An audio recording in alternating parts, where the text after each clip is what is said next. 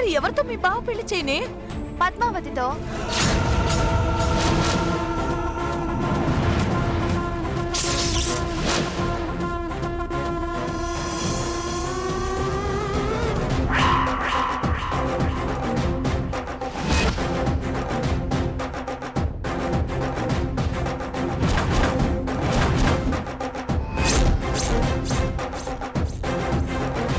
పద్మావత? అవును, ఈ పద్మావతే మీ ఇంటి కోడలు. ఆ దామిని కంటే 1000 రెట్లు మంచిది. ఏం మాట్లాడుతున్నావు త్రిపుర? నేను కోడలవడం ఏంటి? ఏ నీకేం తక్కువ? బావకు నువ్వు అన్ని విధాలా సరిపోతావు. మీ ఇద్దరి జంట చూడ చక్కగా ఉంటుంది.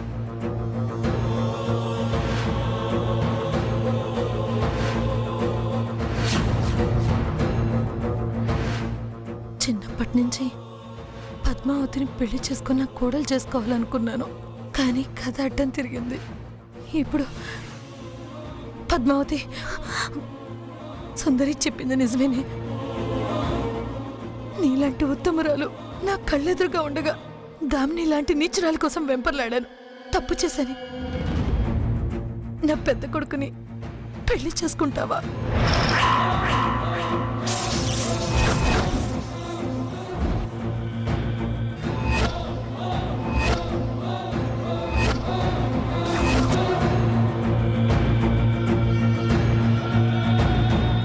ఏంటత్తయ్య మీరు కూడా?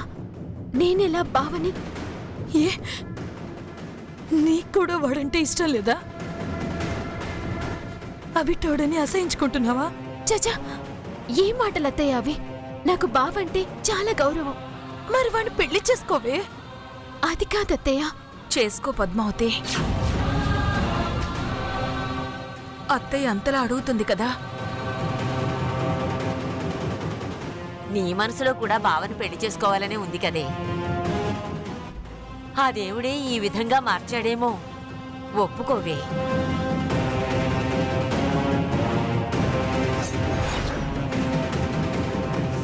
పద్దు, ఒప్పుకోవే. ఒప్పుకో పద్మావతి.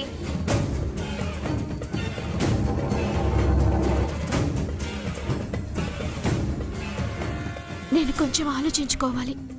ఆలోచించుకోవడానికి సమయం ఎక్కడుంది? పీటల మీద బావ కూర్చొనున్నాడు. పెళ్లి కూతురు కోసం బంధువులంతా ఎదురు చూస్తున్నారు. నా పరువు కాపాడవే, నా ప్రాణాలు కాపాడు. ఇవి చేతులు కావనుకో. నా కొడుకును పెళ్లి చేసుకొని నా పరువు గౌరవం నిలబెట్టవే. నీకు 2 చేతులెత్తి దండం పెడతాను. అయ్యో అత్తయ్య,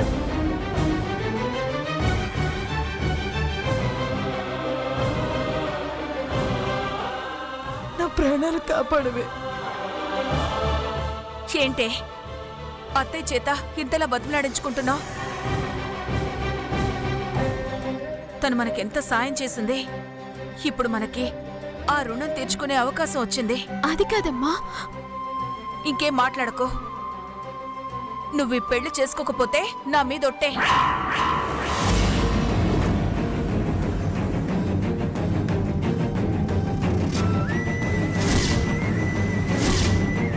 అవునే, నువ్వు వాసుని పెళ్లి చేసుకోకపోతే నేను కూడా చచ్చిపోతాను. ఇంతమందిని చంపడం కంటే నువ్వు ఈ పెళ్లి చేసుకోవడమే బెటర్ కదా. మీరంతా నన్ను ఒప్పిస్తున్నారు, కానీ నేనంటే బావకి ఇష్టమో కాదో. వాడి గురించి నేను చూసుకుంటాను. నీకు బావంటే ఇష్టమే కదా, నువ్వు ఒప్పుకుంటే చాలు.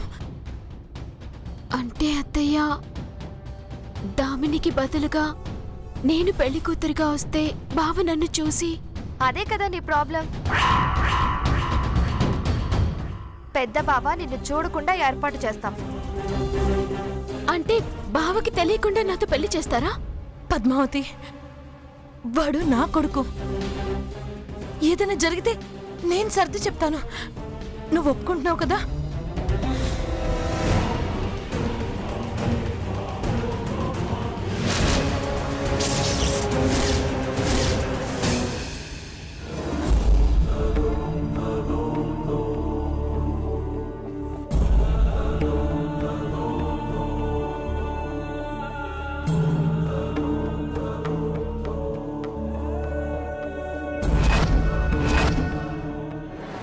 ఏమ్మా శృతి, దామిని కనిపించినదా?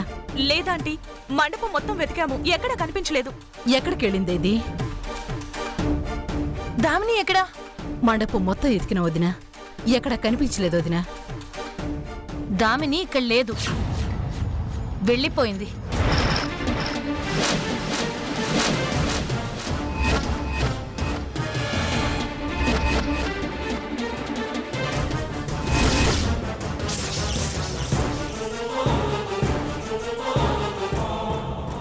వెళ్ళిపోయిందా?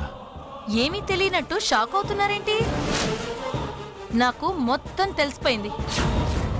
మీ అమ్మాయికి మా శ్రీనివాస్ అంటే ఇష్టం లేదని, వాణ్ణి అవమానించడానికే ఈ పెళ్లి కొప్పుకుందని, పీటల దాకా తీసుకొనొచ్చి మా పరువు తీయాలనుకుందని అంతా తెలుసు.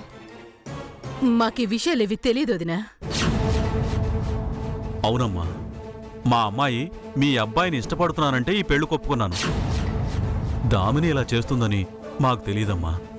మీకు తెలియదంటే నమ్మడానికి నేనేం వెరిదాని కాదు. మీ అమ్మాయి వేరే ఎవరినో ప్రేమించింది. ఈ మండపంలో మా ఇంటి గౌరవాన్ని మంటగలపాలనుకుంది.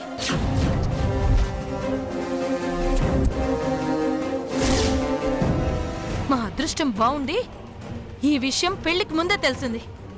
మాకు మీలాగా పెద్దగా ఆస్తులు లేకపోవచ్చు, కానీ పరువు మర్యాదలున్నాయి. మీరు చేసిన మోసానికి మా స్థానంలో ఇంకెవరున్నా ఈ పాటికి మీరు జైల్లో ఉండేవారు. మేం పద్ధతి గలవాళ్ళం కాబట్టి మీరు అల్లరిపాలు కాకుండా వదిలేస్తున్నాం. మీరు ఆపాలనుకున్నా ఈ పెళ్ళేమీ ఆగదు, జరుగుతుంది, జరిపిస్తున్నా. నా కాబోయే కోడలెవరో మీరు చూడాలి.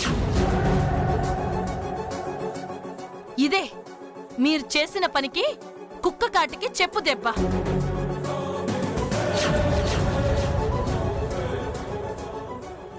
ఏంటి మోహిని ఇది? దామిని వెళ్ళిపోవడం ఏంటి? పెళ్లి కూతురు వేరే వాళ్ళు రావడం ఏంటి? ఎవరైతే మనకెందుకయ్యా, మనం వెళ్ళిపోదాం పద. మనం ఇంతదాకా చేసిన చాలదా? దాని గురించి మనకు తెలీదా? ఇంకా ఇక్కడే ఉంటే పెళ్లి మండపంలో ఉన్న వాళ్ళందరూ మన ముఖం మీద తూ అని ఉమ్మేస్తారు. పద వెళ్దాం. మీరేందే ఇంకా ఇక్కడ? పదండి వెళ్దాం. అది కాదంటీ, దామిని ఇక్కడే ఎక్కడో ఉన్నట్టు అనిపిస్తుంది నాకు. ఏందే ఉండేది? మీ గురించి మాకు తెలీదు. చేసిన ఏదో పనులన్నీ చేయడం, పెద్దవాళ్ళని అవమానించడం. పదండి, రండి, పదయ్య.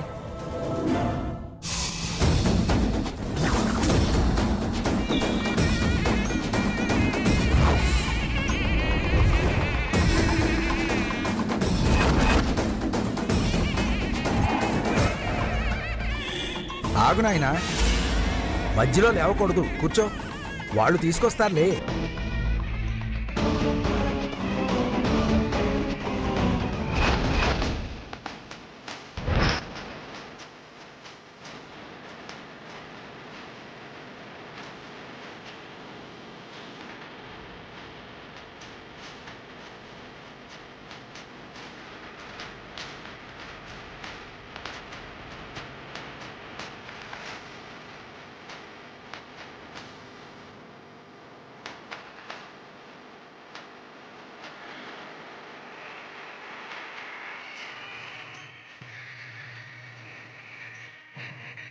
అదేమిటి మీరు తీసుకొస్తున్నారు?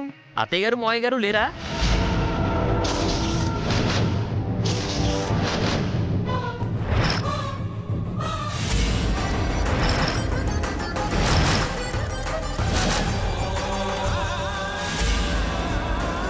ఏమిటమ్మా, ఏం మాట్లాడరేమిటి?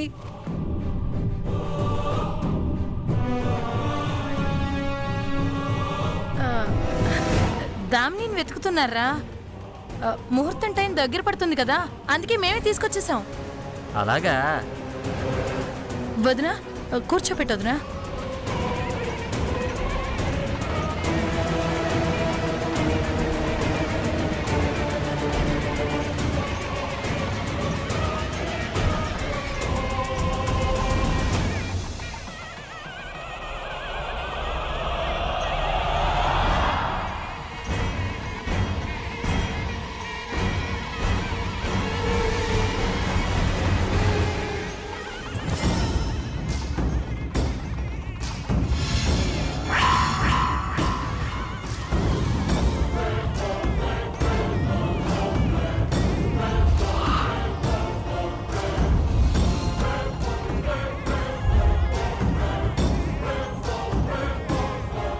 రేపు పెళ్లి మండపంలో బంధువులు అందరి సమక్షంలో వేద మంత్రాలు మంగళ వాయిద్యాల సాక్షిగా సరిగ్గా శ్రీనివాసు నా మెళ్ళో తాళి కట్టేటప్పుడు అప్పుడు చెప్తాను నేను ప్రేమించింది ఆ అవిటి వాణ్ణి కాదని, తన తమ్ముడు గోవిందుని అని.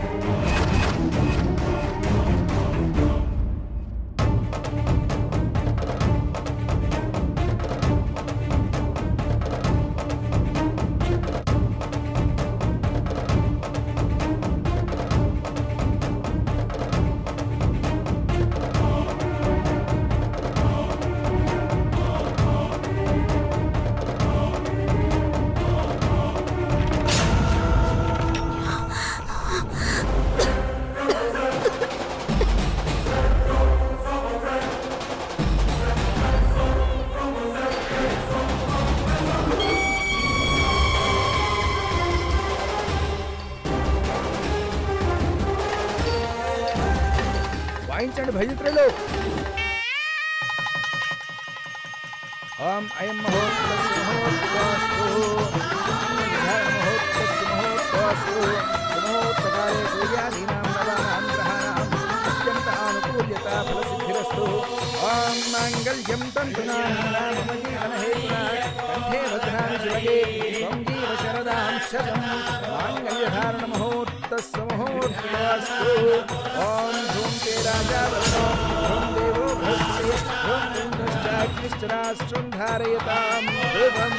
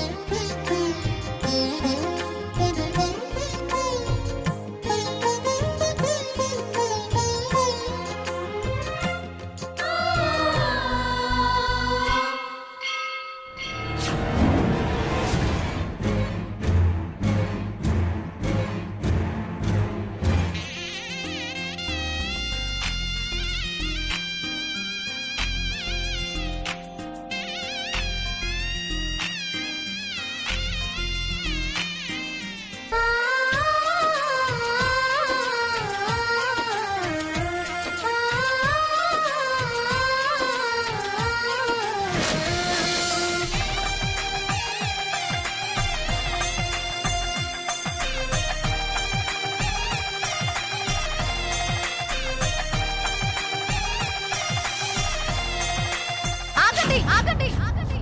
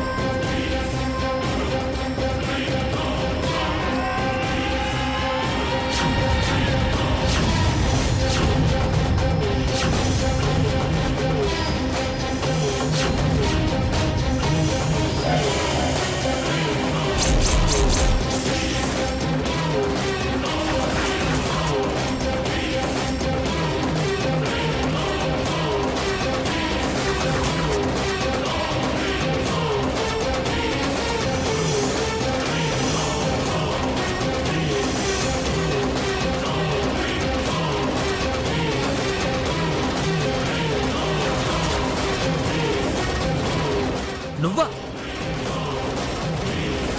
అవునరా, తనే వేద మంత్రాల సాక్షిగా నువ్వు తాళి కట్టిన నీ భార్య పద్మావతి.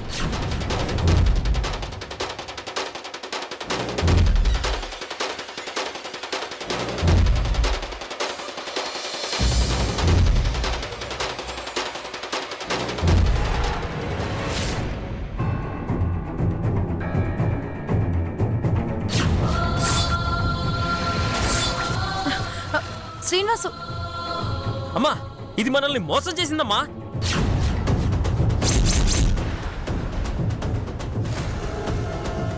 మనకి ద్రోహం చేసింది.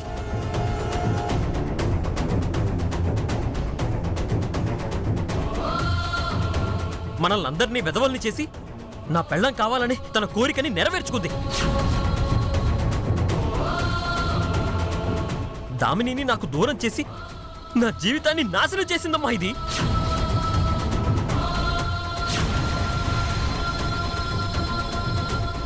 ఇలాంటి రాక్షసి ఎప్పటికీ నాకు భార్య కాలేదు.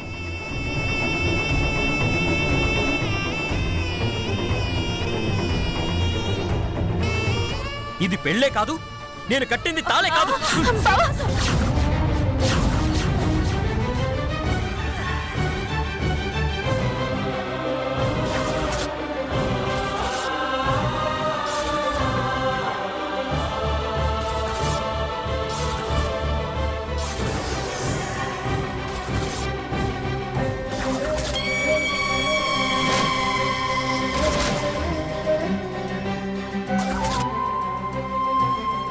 అగ్ని సాక్షిగా, వేద మంత్రాల సాక్షిగా సుఖీ భవ అని ఆశీర్వదించిన ఇంతమంది నిండు హృదయాల సాక్షిగా మన పెళ్లి జరిగిపోయింది.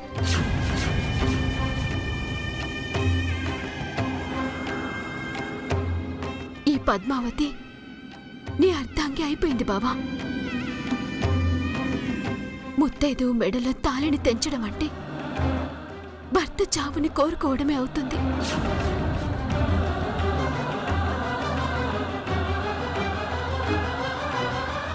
నేను ప్రాణాలతో ఉండగా, నా భర్త బతికుండగా ఈ తాళి మీద నీ చేయి కాదు కదా, ఆ యముడు చేయి పడినా క్షమించను.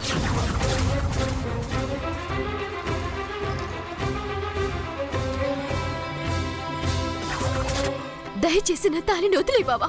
శ్రీనివాసు, వదలరా తాళి.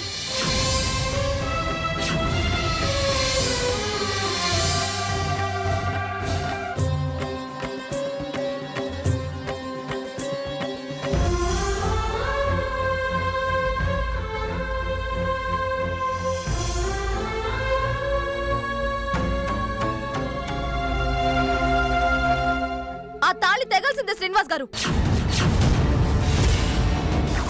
ఎందుకంటే చేత కాక చావలేక మోసంతో దగాతో నన్ను దాచిపెట్టి ఆ తాళి కట్టించుకుంది. ఈ పెళ్లి చెల్లదు.